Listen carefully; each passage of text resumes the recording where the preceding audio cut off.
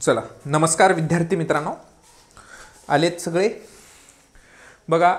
Geography 20 boost online test series यामध्ये आपण आजच्या सेशनमध्ये टेस्ट क्रमांक 5 जलसिंचन आणि नदी प्रणाली या घटकावरती आपण आज डिस्कशन करतोय.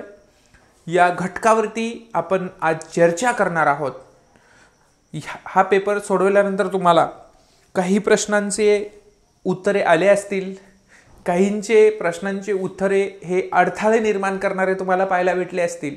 म्हणजे आपण किती मार्क पडू शकतात हे आपण पाहिलो, परंतु आता आपण आन्सर की विथ आणि विश्लेषण आपण पाहूया. या पेपरमध्ये आपल्याला किती मार्क पडतात किंवा कोणत्या पद्धतीने हा पेपर होता, या विश्लेषण नंतर तुम्हाला समजेल काय होतं आणि कसं आहे ते. वेळ न लावता आपण जे काही टेस्ट सिरीज जिओग्राफी कंबाईनसाठी सुरू ठेवलेली आहे, त्याचा आजचा हा जो काही 5वा पेपर आहे त्याचा पहिला प्रश्न जो आहे काय आहे बघा. पहिला प्रश्न असा आहे मित्रांनो, वाचा की महाराष्ट्रात कोणत्या ठिकाणी रांजण खळगे कुंभगर्ता आढळतात. सर्वप्रथम आपल्याला एक गोष्ट माहिती पाहिजे, ही रांजण खळगे आणि कुंभगर्ता काय आहे.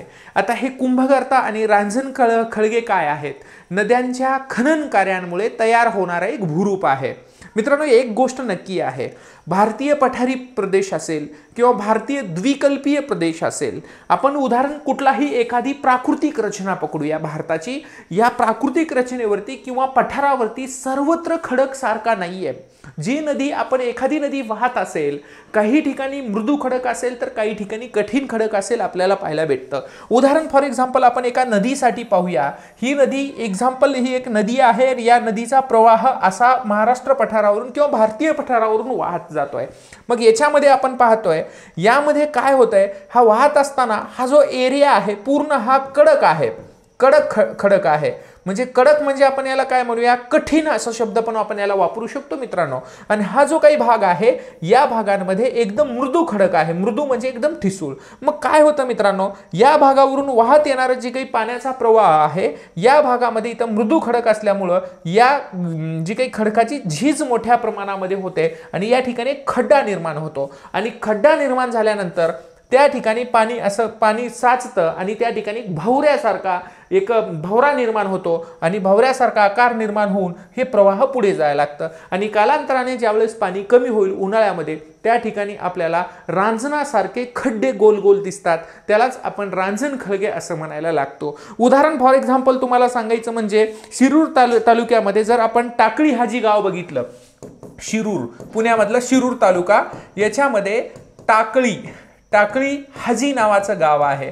अहमदनगरमध्ये पारनेर तालुक्यामध्ये जर पाहिलं तर निघोज नावाचं गाव आहे. निघोज नावाचं गाव आहे हे निघोज. या निघोज मधून या दोन्हीच्या याच्यामधून एक नदी वाहते. त्या नदीचं नाव आहे कुकडी नदी. आपल्या महाराष्ट्रातली सगळ्यात प्रचलित नदी आहे कुकडी. प्रचलित म्हणजे ह्याच्या बाबतीमध्ये बरं का, ही कुकडी नदी आहे. मग आपल्याला आतापर्यंत हेच माहिती आहे, निघोजमध्ये रांजण खळगे इथं मोठ्या प्रमाणामध्ये आढळून येतात. आता यामध्ये जर आपण दातपाडीचं जर पाहिलं तर ही जी दातपाडी आहे ही सुधागडमध्ये आहे. सुधागड म्हणजे रायगडमध्ये ही आहे, आपल्याला पाहायला भेटतं. आता यामध्ये जर वळसे जर पाहिलं तर हे साताऱ्यामधलं ठिकाण आहे वळसे. या ठिकाणी उरमोडी नावाची नदी, उरमोडी नदीमध्ये सुद्धा आपल्याला पाहायला मिळू शकतं. नागशेत गावाजवळ लतकोंडी जर आपण पाहिलं, म्हणजे नागशेत म्हणजे हे सुद्धा रायगड मधलंच आहे. हे रायगडमध्येच आहे. रायगडमध्येच नागशेत गावाजवळ लतकोंडी इथं पण आपल्याला हे पाहायला भेटतात. तसंच इंद्रायणी, आपली जी इंद्रायणी नदी आहे, इंद्रायणी नदी या इंद्रायणी नदीमध्ये सुद्धा आपल्याला हे पाहायला भेटतं मित्रांनो. रांजण खळगे तुम्हाला माहित असावं. इंद्रायणी नदीच्या जवळपास जर आपण पाहिलं, जी काही इंद्रायणी नदीमध्ये सेलारवाडी जवळ जर आपण गेलो, सेलारवाडी इथं जर आपण गेलो तर सेलारवाडीला आपल्याला हे पाहायला मिळू शकतं. दुसरा एक महत्त्वाचा मुद्दा तुम्हाला सांगतो मी. याच्यामध्ये जी काही बलवडी आहे, बलवडी असेल किंवा शंभू खाडी जी आहे सांगलीमध्ये, सांगलीमध्ये, त्या शंभू खाडीमध्ये सुद्धा तुम्हाला हे पाहायला मिळू शकतं. मग उदाहरण फॉर एक्झाम्पल तुम्हाला सांगत असताना एक गोष्ट तुम्ही डोक्यात ठेवायची आहे.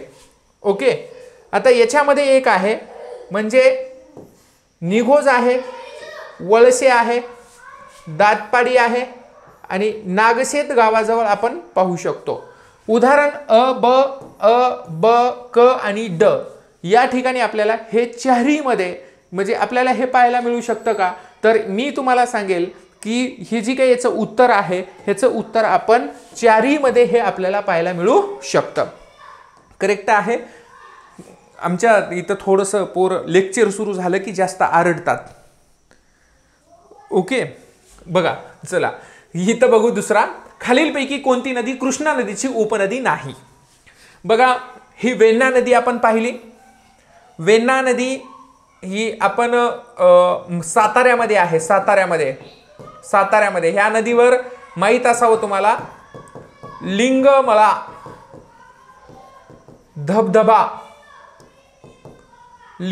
धबधबा आपल्याला पाहायला भेटतात. ही वारणा नदी सुद्धा याचीच उपनदी आहे. 32 शिराळा तालुक्यामध्ये वारणा नदीवर धरण आपण पाहतो. ओके, ही कोयना नदी म्हणजे महाराष्ट्राचे पहिले मुख्यमंत्री यशवंतराव चव्हाण यांची समाधी कराडला आहे. याला आपण प्रीती संगम असं म्हणायला लागतो, कोयना. आता याच्यामध्ये उपनदी कोणती नाही असं आपण म्हणायला लागतो. खालीलपैकी कोणती नाही?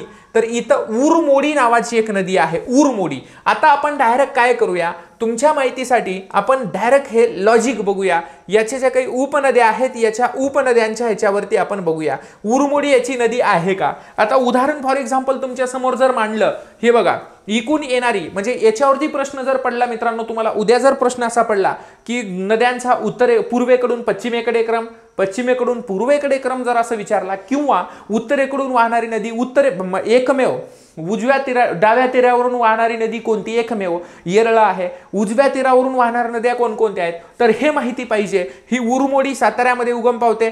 त्याबरोबर ही वेण्णा मी तुम्हाला बोललेलो, कुडाळी आहे, तारळी आहे, कोयना आहे, त्याचबरोबर वारणा आहे, त्यानंतर कसारी, पंचगंगा, कुंभी, कसारी, सरस्वती, भोगावती, तुलसी आपण म्हणतो. यापैकी सरस्वती ह्याच्यात दिसणार नाही, कारण की सरस्वती ही नदी एक लुप्त नदी मानली जाते. लुप्त म्हणजे गुप्त नदी, म्हणजे ख्याती आहे की ही सरस्वती ही ह्याची एक उपनदी आहे आणि ती लुप्त नदी म्हणून आपण ओळखतो. त्यापैकी ह्या 4 नद्या, ही भोगावती, तुलसी आणि ही कुंभीची जी काही उपनदी आहे ही धामणी नावाची उपनदी आहे. त्याचबरोबर इथं दूधगंगा ही वेदगंगेची उपनदी आहे. कोल्हापूर शाहू महाराजांचं इथं पूर्ण हे सुरू व्हायला लागतं.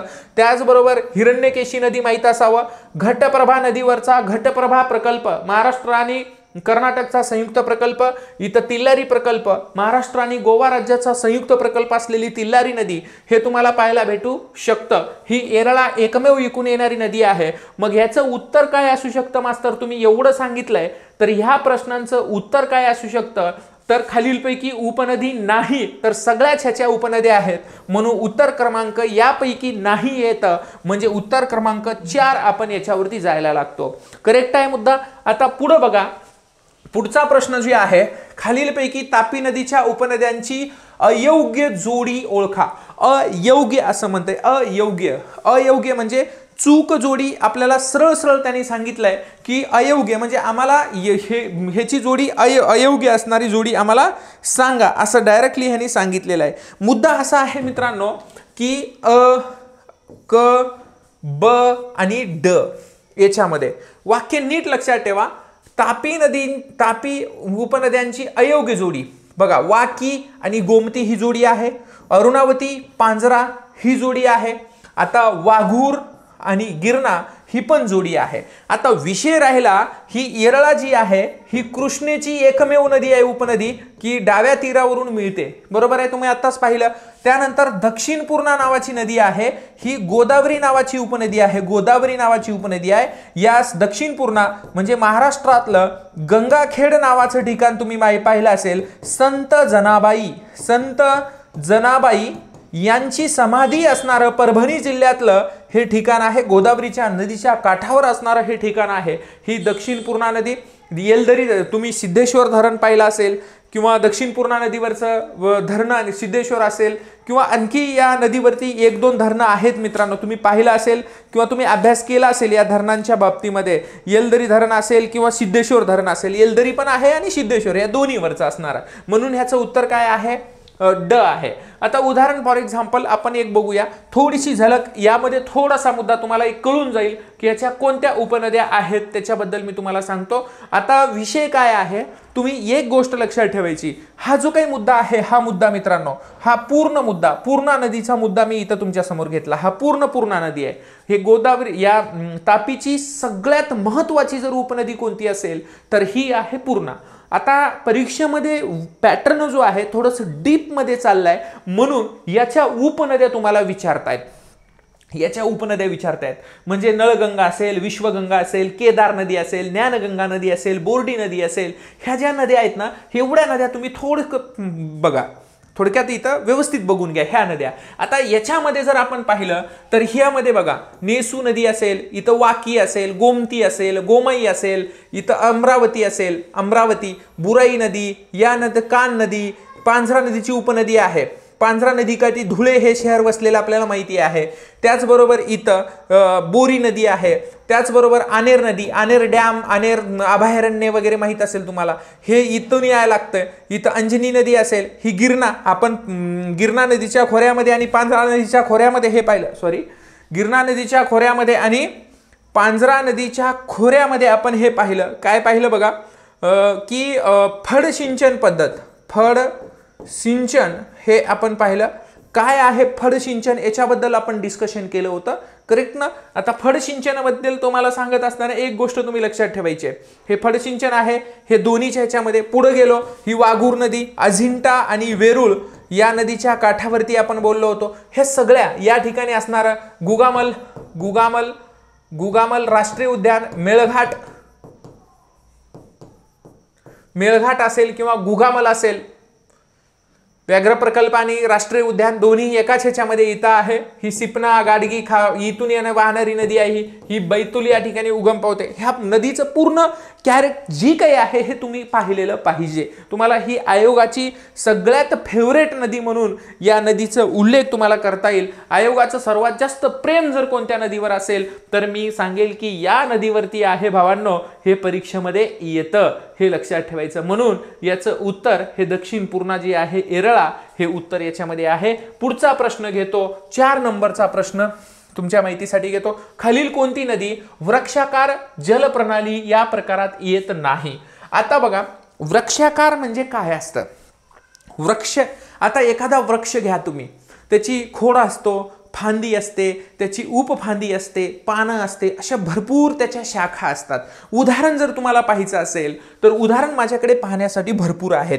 आता उदाहरण फॉर एक्झाम्पल तुम्हाला डायरेक्टली दिसावं म्हणून मी तुम्हाला सांगतोय. हा जो काही भाग आहे, एक नदी घेऊ आपण, म्हणजे तुम्हाला डायरेक्ट लक्षात येऊ शकते. ही नदी आहे, ही नदी आहे भीमा नदी आहे पोरांनो. आता भीमा नदीचा हा भाग काय आहे? हा एखाद्या ह्याचा खोड म्हणू आपण, ह्याला खोड म्हणूया. आणि ह्याला ज्यावेळेस आपण खोड आहे हा जर सरळ पकडलं तर ह्या फांद्या वगैरे तयार होईल का नाही? तयार होईल का नाही? बिलकुल. या पद्धतीने ज्या नद्या व्हायला लागतात, या नद्यांना आपण म्हणू शकतो की या वृक्षाकार नदी प्रणाली आहे. जर नदी एकमेकांना, आता हाताची 5 बोट माझे 1 2 3 4 हे सगळे समांतर आहेत का नाही, असं जर वाहत असेल नद्या एकमेकांना जवळून तर त्यांना समांतर नदी प्रणाली असं म्हणतो. अनिश्चित जलप्रणाली आपल्या महाराष्ट्रामध्ये आढळते. अनिश्चित कुठे आढळते? ज्या ठिकाणी तलावांची जिल्हे आहेत, भंडारा आणि गोंदिया याच जिल्ह्यामध्ये अनिश्चित जलप्रणाली आढळते. केंद्र त्यागी जलप्रणाली पण आपल्याकडे प्रकार आहे. ते प्रकार कुठे आढळतं? ज्या ठिकाणी एखादा उंच भाग आहे, उंच भाग. आता उदाहरण बघा, महाबळेश्वर या ठिकाणी एकूण किती नद्याचा उगम होतो? कृष्णेचा उगम, कोयनाचा उगम, गायत्री, सावित्री आणि वेण्णा या 5 नद्यांचा उगम त्या एका ठिकाणी होतो. मग ज्या भागापासून त्या उगम पाहून खाली यायला लागतात एका केंद्रामधून, त्याला आपण केंद्रत्यागी जलप्रणाली म्हणतो. पण ह्या ज्यावेळेस नद्या वाहत असतात, ह्या पठारी प्रदेशावरून नद्या वाहत असतात मित्रांनो, त्यावेळेस अनेक प्रकारच्या नद्या येऊन मिळालेल्या असतात. उदाहरण तुम्हाला फॉर एक्झाम्पल हे पाहायला भेटतं, वृक्षासारखं आहे म्हणून पाहायला भेटलं. परंतु मी तुम्हाला या प्रश्नाचं उत्तर कसं काढायचं तुम्हाला सांगतो. उदाहरण तुम्हाला कळालं असेल, महाराष्ट्र पठारावरून वाहणारी महत्वाची नदी आहे, 451 किलोमीटर वाहणारी आहे. या ठिकाणी गोदावरी महाराष्ट्र पठारावरून वाहणारी 668 किलोमीटर वाहणारी नदी आहे असं आपण म्हणू शकतो. त्याचबरोबर ही जी काही मांजरा नदी आहे, मांजरा नदी महाराष्ट्रामध्ये जवळपास कमी आहे, पण भारतामध्ये 724 किलोमीटर आहे, 724-25 किलोमीटर, काही ठिकाणी 724 आहे, काही ठिकाणी 700 एवढं दिलेलं आहे. आता इथं मी तुम्हाला सांगेल महाराष्ट्रामध्ये या नदीची लांबी जवळपास 616च्या जवळपास आहे, 616 किलोमीटर आहे. गोदावरीपेक्षाही लांब आहे बरं का भारतात ह्याची, म्हणजे ही जरी एकूण तेलंगणामध्ये गेली नसती तर गोदावरीला मागे टाकली असती. आमच्या पाटोदा बीडमध्ये या नदीचा उगम होतो आणि ही नदी मांजरा खोऱ्यातून, मांजरा पठार या नदीला प्रेमाने वांझरा सुद्धा म्हणतात, वांझरा सुद्धा म्हटलं जातं. ही नदी या सगळ्या पठारावरून वाहणारी आहेत, ही पण वाहणारी आहे, पण ही जोग जी आहे ही कोकणातली नदी आहे आणि कोकणातल्या सर्व नद्या ह्या समांतर वाहणाऱ्या आहेत. समांतर म्हणजे एक उदाहरण पाहूया. हा सह्याद्री पर्वत आहे आणि या सह्याद्री पर्वतावरून इथं दमनगंगा, सूर्या, वैतरणा, तानसा, भातसा, उल्हास, पाताळगंगा, आंबा, कुंडलिका, काळ, सावित्री, जोग, वशिष्ठी, शास्त्री, वाघोटन, गड आणि तेरेखोल या सर्व नद्यांचं वैशिष्ट्य ते आहे. म्हणजे कुठे उगम पावतात, म्हणजे डायरेक्ट सह्याद्री पर्वतावर उगम पावून डायरेक्ट सह्याद्री पर्वतावर उगम पावून अरबी समुद्रात येतात आणि काही नद्या बंगालच्या उपसागराकडे जातात. म्हणून सह्याद्री पर्वताला आम्ही जलविभाजक असं म्हणायला लागतो. म्हणून उत्तर क्रमांक ह्याचं 2 आहे, हे शोधा. त्यानंतर बघा, खालीलपैकी कोणते विधान कोकणातील नद्या बाबत लागू होत नाही असं सांगते बाबा, लागू होत नाही, किंवा ह्या शेवटच्या वाक्यावरून सुद्धा उत्तर बदलू शकतो. लागू होतं असं इथं एक लक्षात ठेवायचं.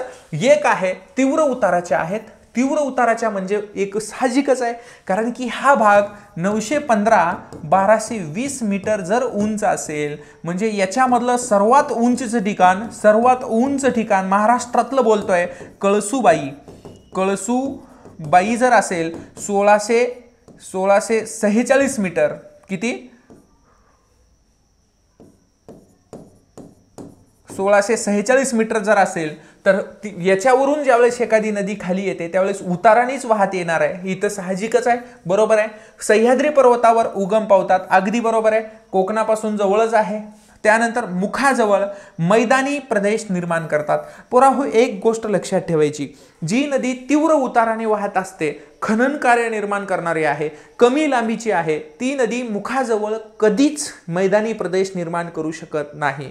नदी मैदानी प्रदेश कधी निर्माण करू शकते?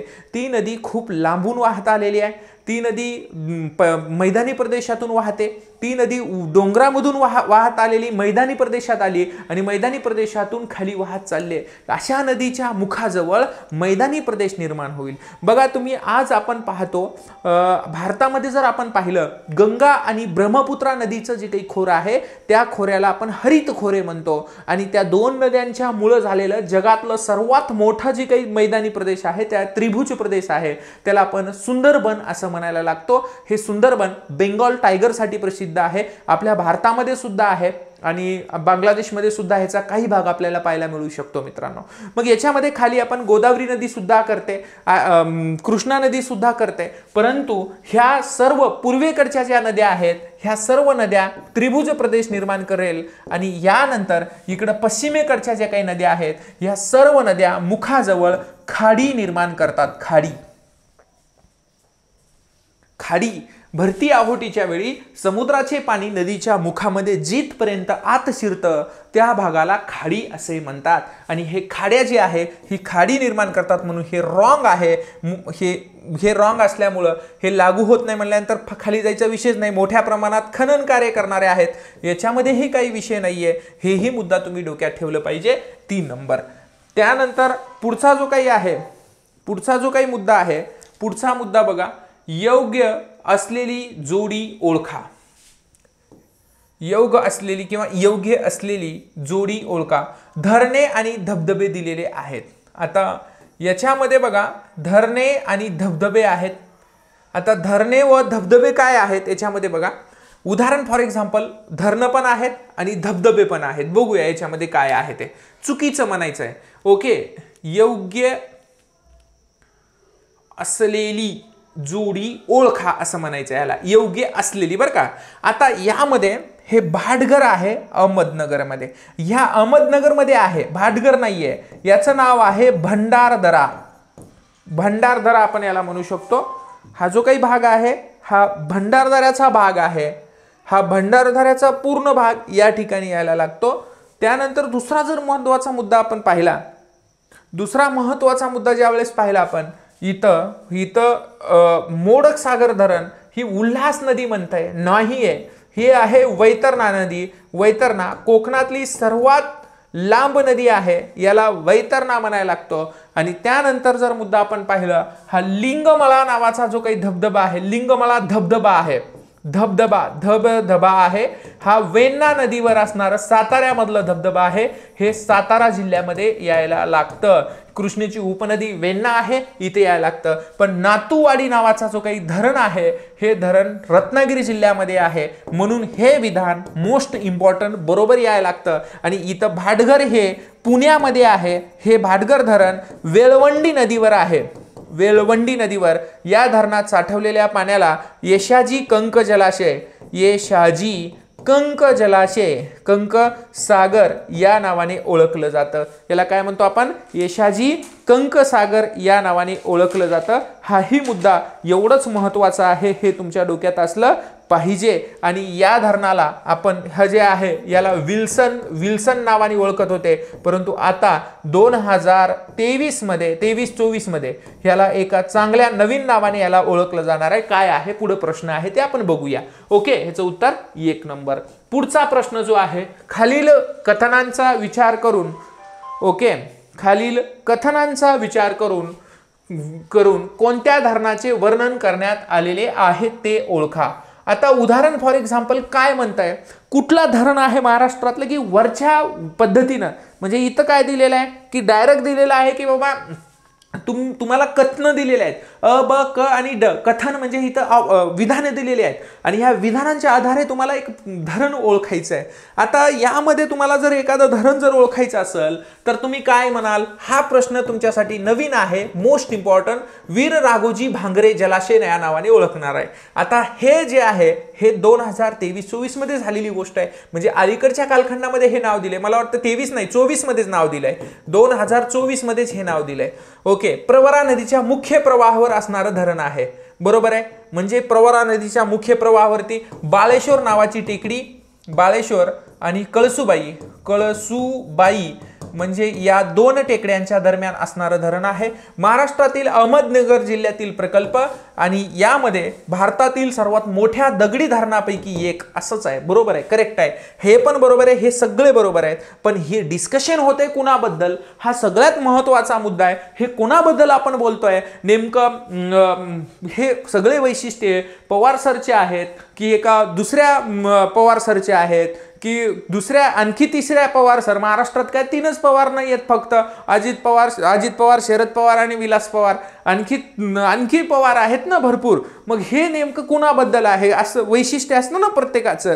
कोण म्हणतं राष्ट्रवादी पक्ष कुणाचा आहे, कोण म्हणतं आता राष्ट्रवादी पक्ष नेमकं आता सध्या कुणाचा आहे, कोण म्हणतंय राजमुद्रा अकॅडमी कुणाची आहे. हे असं कार्यक्रम आहे. इथं लक्षात ठेवा, हे जे आहे हे भाटघर धरणाबद्दल बोलतंय का? नाही बाबा, भाटघर धरण हे पुण्यात आहे, याच्याबद्दल मला बोलायचंच नाहीये. ओके, हे भंडारदरा धरणाबद्दल बोलतंय का? होय, ह्याचं नाव बदललंय, वीर राघोजी भांगरे ह्याचं नाव झालंय. हे भंडारदरा धरणाबद्दल आपण बोलतोय, ह्याच्याबद्दल डिस्कशन करतोय. या धरणाला आम्ही काय म्हणलंय? विल्सन म्हणलंय.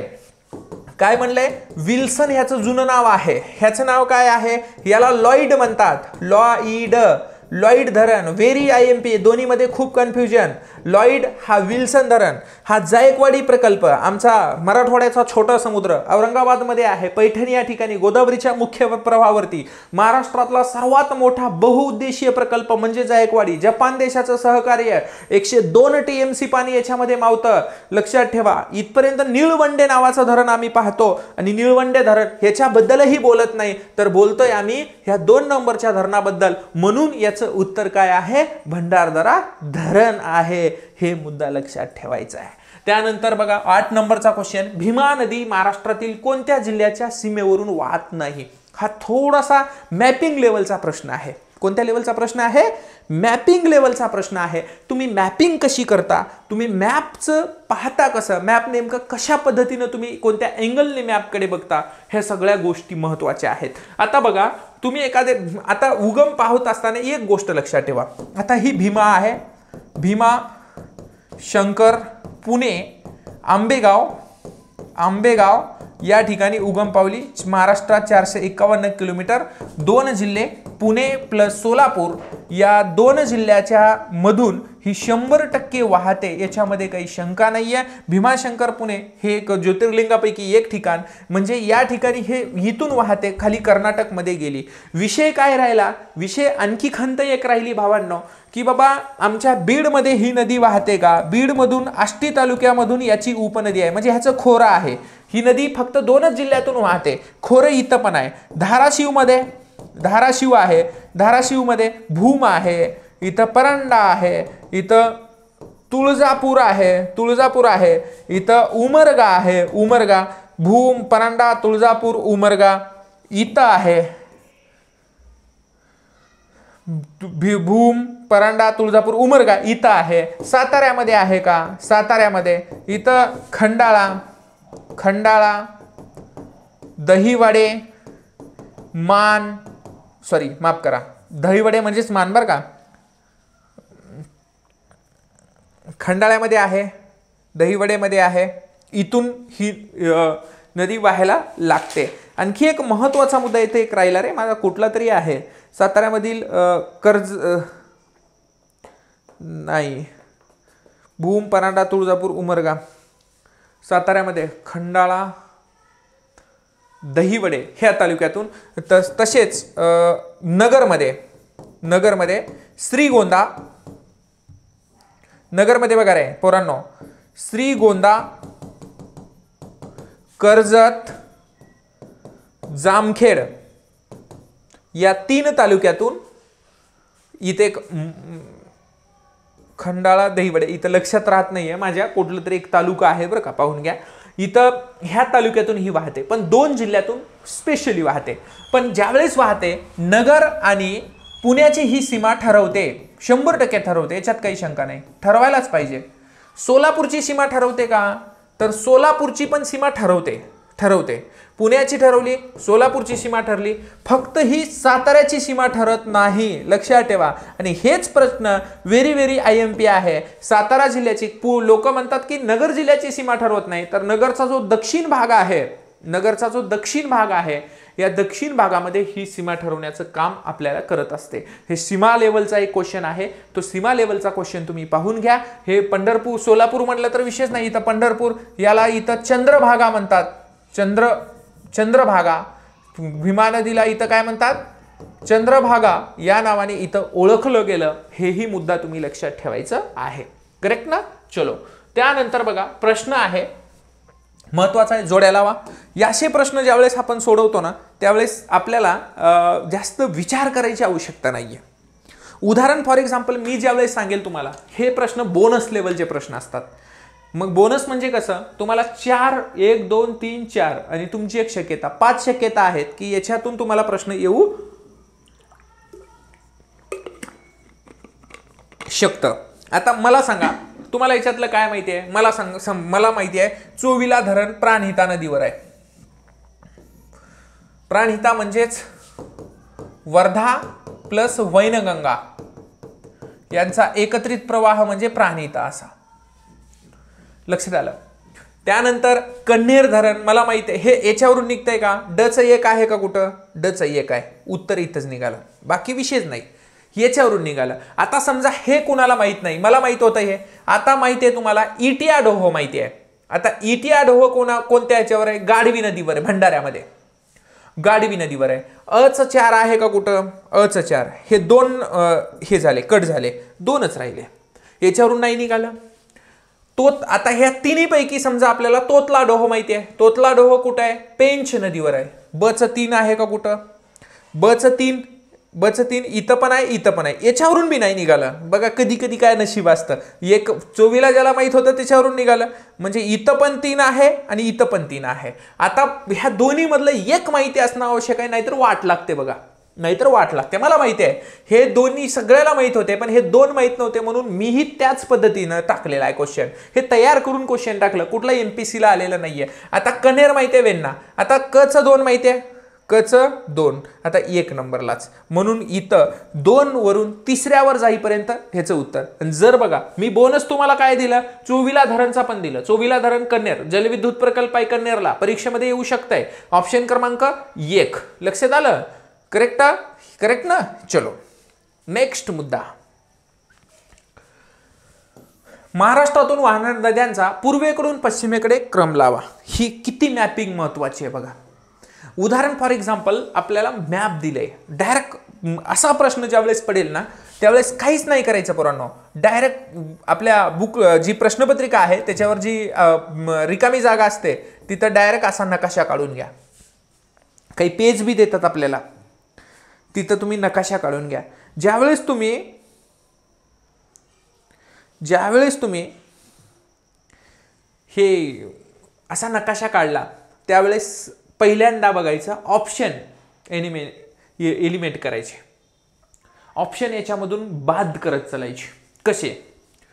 आता पूर्वेकडून पश्चिमेकडे म्हणताय म्हणजे एकूण ही पूर्वेकडून इकडे या म्हणताय, म्हणजे हे पूर्वेकडे याच्यातली कोणती नदी आहे? कृष्णा आहे का? नाही, विषय कट झाला, 3 राहिले. आता अति पूर्वेकडची नदी कोणती आहे? आपल्याला माहिती आहे इंद्रावती. ही इंद्रावती आहे, याच्या इकडं वेण्णा आली आहे, हे इथं कटला. 2 आम्हाला महत्वाचे 2 हे पाहायला भेटलेत. 2 काय आहे आम्ही बघूया. ह्या दोन्हीमध्ये ज्यावेळेस आम्ही उत्तर काढतो त्यावेळेस आम्हाला बघायचं आहे.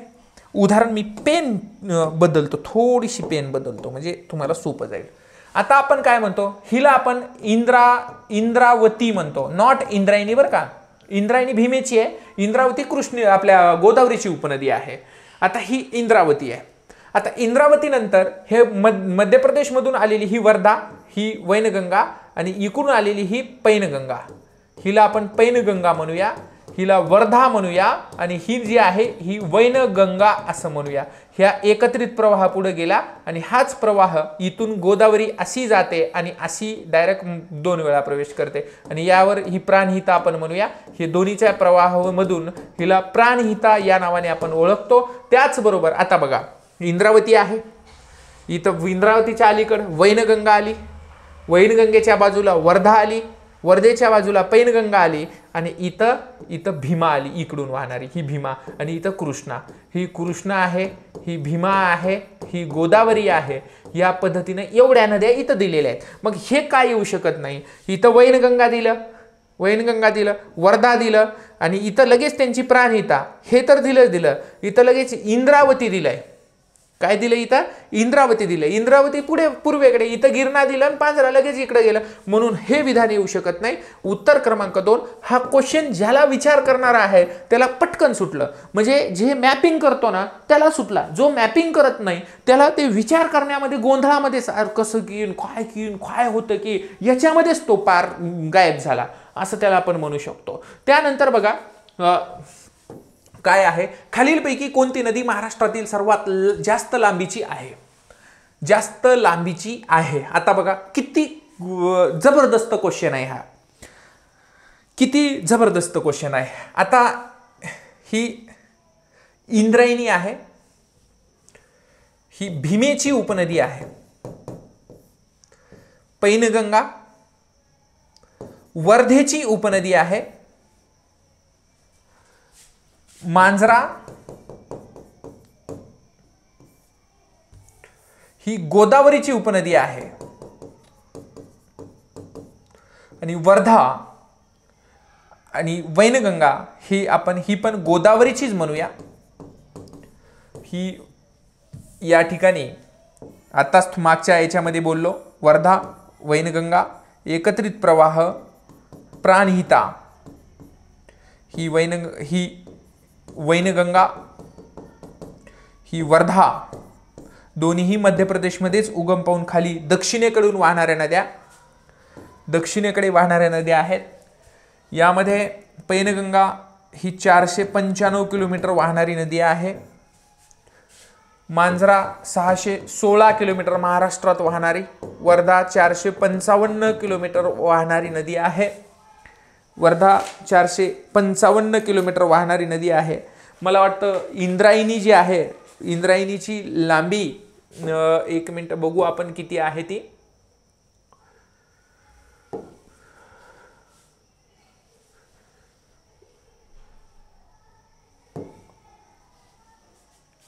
इंद्रायणी फक्त 93 किलोमीटर आहे. किती आहे? 93 किलोमीटर. हेही मुद्दा लक्षात ठेवा. इंद्रायणी इथून येते डायरेक्ट पुण्यामध्ये, वळवण पुणे, लोणावळ्याच्या बाजूला कुरवंडे नावाचं ठिकाण आहे लोणावळ्याच्या बाजूला. कुरवंडे या ठिकाणी या नदीचा उगम होतो आणि 93 किलोमीटरच्या आसपास असल्यामुळं या नदीचा काही इथं महत्त्व नाही, इथं लक्षात ठेवायचं. म्हणून याच्यामध्ये सर्वाधिक लांबीची जी काही नदी आहे ही मांजरा नदी आहे. अशाच पद्धतीनं तुम्हाला विचारणार, सर्वाधिक लांबीची नदी असं येणार नाही. ह्या नद्या मी दिल्यात, याचा अर्थ ह्याच नाही येणार, तर दुसऱ्या येऊ शकतात. खालील पर्यायातील सर्वात लांब नदी कोणती? जसे की राज्यसेवेला एक क्वेश्चन होता बघा नदीवरचा, म्हणजे त्याच्यापेक्षा जी काही अमेरिकेमधली संयुक्त संस्थानातली दुसऱ्या क्रमांकाची नदी काहीतरी, त्यांनी पहिल्या क्रमांकाची नदी नव्हती म्हणून त्याचं उत्तर दुसऱ्या क्रमांकाचं येत होतं. हे तुम्ही महत्त्वाचा मुद्दा तुम्ही लक्षात ठेवायचे. तुम्हाला गोदावरी, भीमा, कृष्णा ह्या न देता उपनद्या विचारतील आणि पर्यायातील सर्वात लांब नदी कोणती आहे हे ओळखायला लावतील. हे मात्र नक्की आहे. हेही पहा. 12 नंबरचा क्वेश्चन बघा, खूप डेंजर क्वेश्चन आहे आणि तुम्हाला नेहमी एक म्हणजे अवघड वाटणारा, मला असं वाटतं की थोडंसं डेंजर असेल हा क्वेश्चन. थोडंसं काय असेल?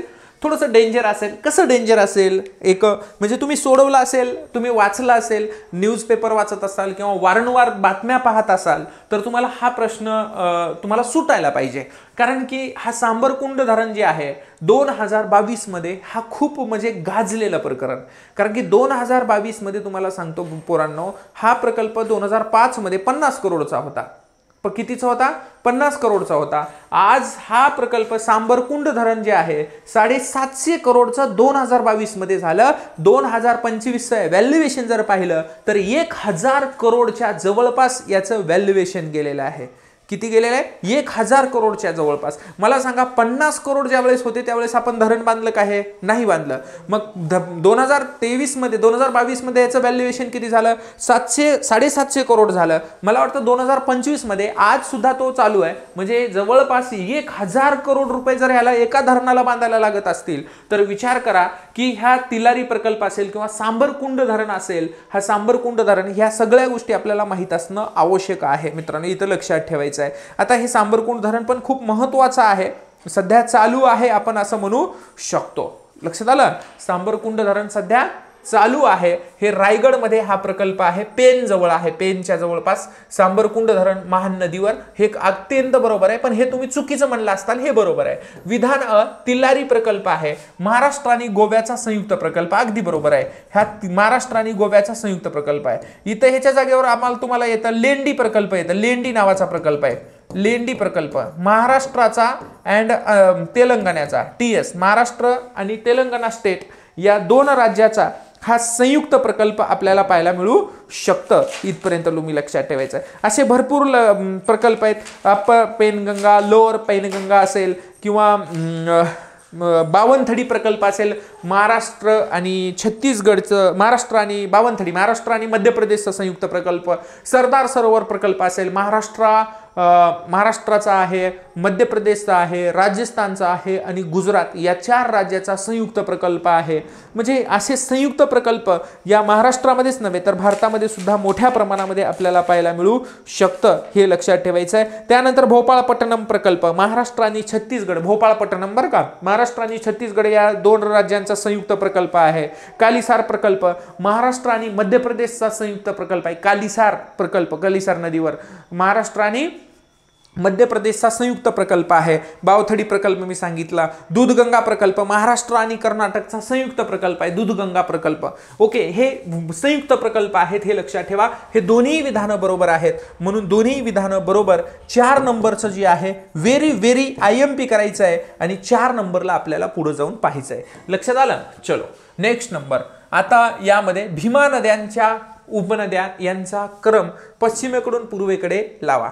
आज मी तुम्हाला मॅप दाखवेल, पण मॅप तुम्हाला दाखवत असताना एक गोष्ट तुम्ही डोक्यात ठेवायची आहे. आता मी सरळ तुम्हाला म्हणेल की बाबा हा मॅप आज मी तुम्हाला दाखवतोय, पण तुम्हाला काय करायचं आहे हे महत्त्वाचं आहे. मी आज हे आपल्याकडे मॅप आहे म्हणून मी तुम्हाला दाखवतो, पण उद्या तुम्हाला काय हे कामाला येणार आहे का? नाही येणार. आता इथं तुम्हाला सांगायचं म्हणजे इथं यामध्ये हा जो काही मॅप आहे हा फक्त अभ्यासासाठी आहे, परंतु एक गोष्ट तुम्ही डोक्यात ठेवायचं आहे, उद्या आपल्याला परीक्षेमध्ये हे असं ज्यावेळेस येईल त्यावेळेस काय करायचं, डायरेक्ट मॅपवरती असे प्रश्न चुकू द्यायचे नाहीत. का चुकू द्यायचे नाहीत, तर यामध्ये बघा का कसं काढायचं, डायरेक्ट ही नदी अशी वाहते ना, तर ही नदी वाहते असा ह्याचा आपण एक गृहीत धरूया. आता या ठिकाणी एक, या ठिकाणी एक, या ठिकाणी एक. आता ही नदी अशी आली, ही नदी हिला भेटली, ही नदी हिला भेटली. या नदीला आपण घोड म्हणूया, या नदीला आपण मीना म्हणूया, या नदीला आपण कुकडी नदी असं म्हणूया. घोड, मीना आणि कुकडी. या ठिकाणी हिला आपण भामा म्हणूया, या ठिकाणी असं नद्या पाठ पाहिजे ह्याला आपण इंद्रायणी म्हणूया. या ठिकाणी ही मुळा आली, या ठिकाणी हिला येऊन भेटली, हिला मुठा म्हणूया. याची उपनदी ह्याला आंबी म्हणूया, आंबी ह्याची उपनदी ह्याला मोशी म्हणूया, मोशी उपनदी आली, ही हिला भेटली. इथून इकडे एक नदी आली, हिला आपण सीना म्हणूया. कोणती नदी, सीना नदी. इथून इकडे हिला एक भेटली, ही जी आहे हिला आपण नीरा नदी असा शब्दप्रयोग वापरूया. नीरेची उपनदी ही कर्रा पकडूया, याला आपण वेळवंडी म्हणूया, वेळवंडी नदी म्हणूया. या ठिकाणी इथं आपण मान नदी म्हणूया, मान. इथं आपण एक दुसरी नदी हिला बोर म्हणूया, आणि या ठिकाणी हिला आपण बोरी असं म्हणूया. ज्यावेळेस तुम्ही हा पॅटर्न तुमच्या समोर आहे ना, ज्यावेळेस पूर्ण नद्या मी तुमच्या समोर, ही नदी पूर्ण तुमच्या समोर मांडली, ही पूर्ण भीमा नदी तुमच्या समोर काढली, त्यावेळेस तुम्हाला कुठली नदी उत्तरेकडून पूर्वेकडे, पश्चिमेकडून दक्षिणेकडे, दक्षिणेकडून काहीही कुठल्याही दिशेने अँगलने फिरू द्या, तुमचा मार्क जाणार नाही. जर गेला तर मी जिम्मेदार असेल, तुम्हाला मी सांगतो. मग यावेळेस तुम्हाला हे काय करायचंय, आता नद्यांचा उपनद्यांचा क्रम पश्चिमेकडून पूर्वेकडे, यावेळेस सुद्धा याला एलिमिनेट करायचं. आता हे काढायचं कसे ऑप्शन काढायचे. आता इंद्रायणी नदी, भीमेची आता इंद्रायणी नदी आहे, आता बरोबर आहे इंद्रायणी आहे. आता इंद्रायणी मुळा मुठा, कर्रा आणि मान. भामा आहे, इंद्रायणी आहे, वेळवंडी आहे, मुळा मुठा आहे, घोड आहे, इंद्रायणी आहे, कर्रा आहे, भामा आहे. ह्या प्रश्न येणारच नाही कधीच. घोड आहे, मीना आहे, कुकडी आहे, हा कधीच येणार नाही. राहिले हे दोन. आता दोन्हीमध्ये तुम्ही कुठल्या अँगलने विचार करताय याच्यावरती तुमचं अवलंबून आहे. कुठल्या अँगलनं तुम्ही पाहताय त्याच्यावर अवलंबून आहे ह्याचं उत्तर तुम्हाला काय काढायचं आहे ते. आता उदाहरण, मुळा, इंद्रायणी, मुळा मुठा आहे, ही कर्रा आणि हे मान, बरोबर आहे का, कर्रा आणि मान. माझं उत्तर हे आहे. हे का नाही, भामा आहे, भामाच्या नंतर इंद्रायणी आहे, इंद्रायणीच्या नंतर हे मुळा मुठा यायला पाहिजे, इथं वेळवंडी आली म्हणून हे नाहीये. उत्तर क्रमांक 1, व्यवस्थितरित्या मॅपिंग करा, मॅपिंग करून पुढे चला. मॅपिंग शिवाय पर्याय नाहीये मित्रांनो, लक्षात ठेवा. करेक्ट ना. चलो पुढचा मुद्दा बघा काय आहे. पुढचा व्हेरी IMP मुद्दा आहे. व्हेरी, महाराष्ट्रातील ढगफुटी कोणत्या वर्षी झाली. खूप महत्वाचा क्वेश्चन आहे हा. क्वेश्चन तुम्ही पाहिलंय, वाचलंय, पण सुटला नाही, मला माहिती आहे ना, पण सुटला नाही.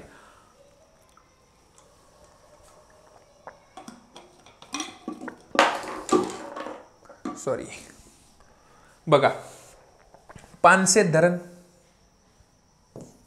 आंबी भीमेची उपनदी, धरणात साठवलेलं पाणी, तानाजी सागर पुण्यामध्ये 1961 साली फुटलं म्हणते. 12 जुलै नाबार्ड बँकेची स्थापना 1982, पण हे तिथं नाही घ्यायचं, हे 1961 मध्ये घ्यायचं. 12 जुलै 1961. धरण उन्हाळ्यामध्ये फुटत नाही आहेत. धरण काय जानेवारी फेब्रुवारी मध्ये फुटणार आहेत थोडंच, अतिवृष्टीमुळे धरणं फुटतात. म्हणून एक गोष्ट डोक्यात ठेवायची, हे 12 जुलै 1961 आणि 2 जून, जून नाही, जूनमध्ये काहीच होणार नाही, पाऊस पडत नाही. 2 जुलै 2019 आहे. 19 लोक मृत्यू झाले होते. एक लक्षात ठेवा, 19 लोक मृत्यू झाले. तिवरे धरण अत्यंत महत्त्वाचं धरण आहे, तुम्ही लक्षात ठेवायचं. रत्नागिरीमध्ये जर तुम्ही कधी गेलात, रत्नागिरीमध्ये चिपळूणमध्ये 20 वर्षापूर्वी बांधलं होतं. चिपळूण तालुक्यात रत्नागिरीमध्ये तिवरे धरण. तानाजी सावंतने स्टेटमेंट केलं होतं, खेकड्यांनी फोडलंय म्हणून. कुणी? खेकड्यांनी फोडलं म्हणून स्टेटमेंट होतं. आता मला माहित नाही हे काय भयानक आहे रे. मी काल सहज एक आमदारांचा शपथविधी पाहत होतो. असे आमदार मी पाहिले, मला वाटलं मलाच आमदार होऊ वाटायला लागलं. काय सांगावं. आता मला सांगा, अरे पहिलीच्या लेकराला जर सांगितलं बाळा एक मन तर एक म्हणताय, 2 मन 2 म्हणताय. पुढं सांगून त्या आमदाराला शपथ घेता येत नव्हती. म्हणजे किती परिस्थिती वाईट आहे.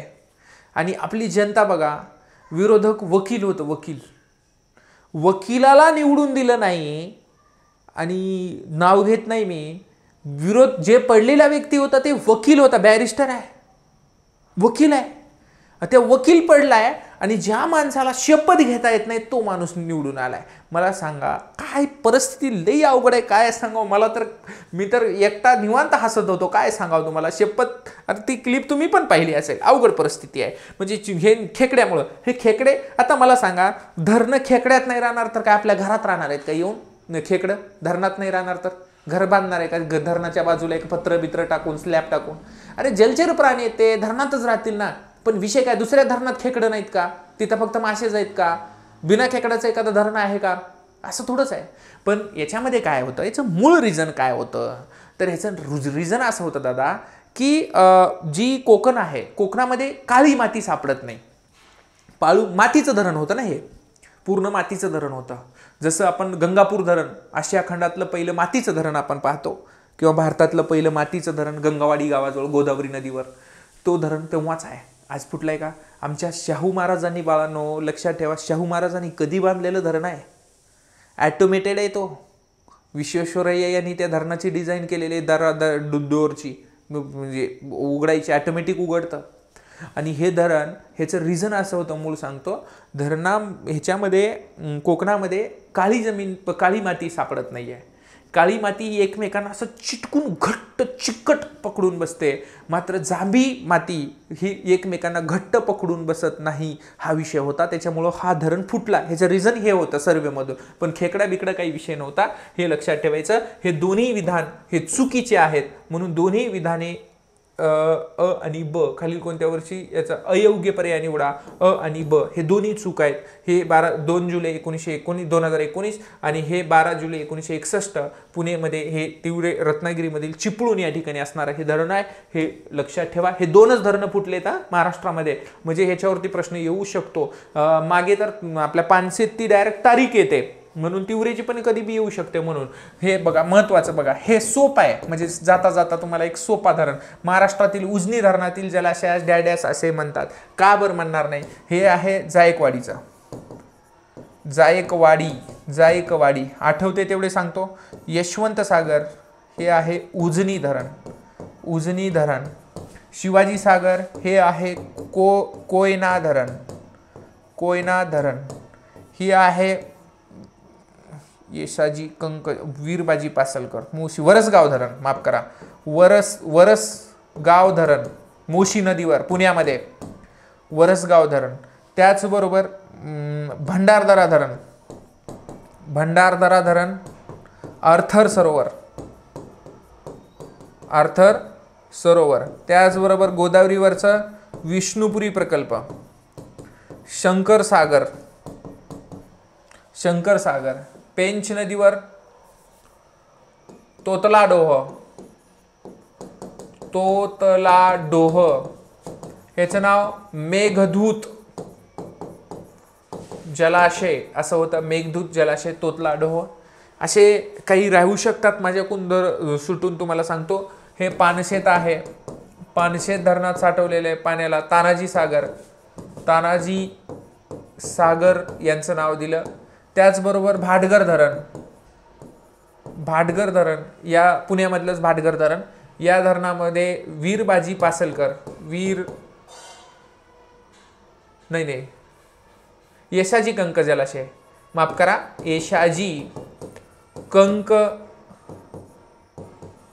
जलाशय या नावाने ओळखलं जातं. हे एवढे महत्त्वाचे IMP तुम्हाला मी धरणं दिलेत. हे एवढे, हे लक्षात ठेवायचं. हे नाथसागर मराठवाड्याचा छोटा समुद्र म्हणून ओळखला जातो. यशवंत सागर उजनी, शिवाजी सागर कोयना आणि वीरबाजी पासलकर तुम्हाला दिले. साधा प्रश्न शेवटची जाता जाता मी तुम्हाला विचारलं. जे मुलं तुम्ही यूट्यूबवरती ज्यावेळेस मी हा व्हिडिओ पूर्णतः म्हणजे सगळ्यांना ओपन ठेवणार आहे म्हणून सांगतोय. ओके, एक यामध्ये बघा, हा जो आपला टेस्ट सिरीज आहे, टेस्ट सिरीजचा 5वा पेपर होता. आणि तुम्ही बॅचला असताल, आपण एक क्रॅश कोर्स चालू करतोय 15 लेक्चरमध्ये पूर्ण जॉग्राफी कव्हर करणार आहे. फक्त 15 लेक्चरमध्ये, मार्कच जाऊ देत नाही, 15 लेक्चर द्या मला फक्त. मग हे 15 लेक्चरमध्ये याच्यासाठी आपण अपलोड करेल. तुमच्या मित्रांना सांगा. आणि तुम्ही एक गोष्ट लक्षात ठेवा, हे यूट्यूब चॅनल आपलं सबस्क्राईब केलं नसेल ना, अगोदर सबस्क्राईब करा. बॅचचे पोर असतील किंवा बाहेरचे सगळे असतील तर ओके, टाकलं तर माझा काही विषय नाही आहे ओके. इथं लक्षात ठेवा, हे प्ले स्टोअरमधून ॲप डाउनलोड करून घ्या पटकन, काहीच वेळ नाही. आणि जर काही समस्या असतील तर पटकन मला कॉल करा, मेसेज करा. मी तुमच्यासाठी 24 तास तुमच्यासाठी अवेलेबल आहे ओके.